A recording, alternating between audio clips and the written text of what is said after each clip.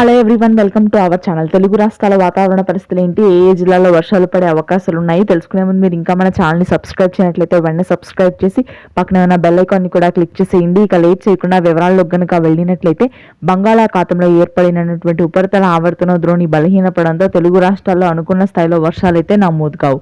అయినప్పటికీ మధ్య తెలంగాణ అదేవిధంగా ఉత్తర కోస్తా భాగాల్లో ఇవాళ రేపు కూడా తేలికపాటి నుంచి మోస్తరు వర్షపాతం నమోదవుతుందని హైదరాబాద్, అమరావతి వాతావరణ కేంద్రం అయితే వెల్లడించింది.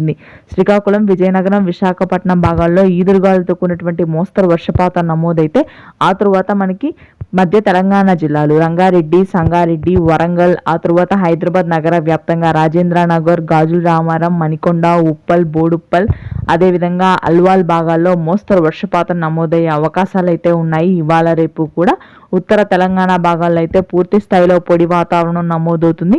దాదాపుగా 44 డిగ్రీల రికార్డు స్థాయి ఉష్ణోగ్రతలు తెలుగు రాష్ట్రాల్లో అత్యధికంగా ఉత్తర తెలంగాణ జిల్లాలు ఆదిలాబాద్, నిజామాబాద్, నల్గొండ భాగాల్లో నమోదు కానున్నాయి.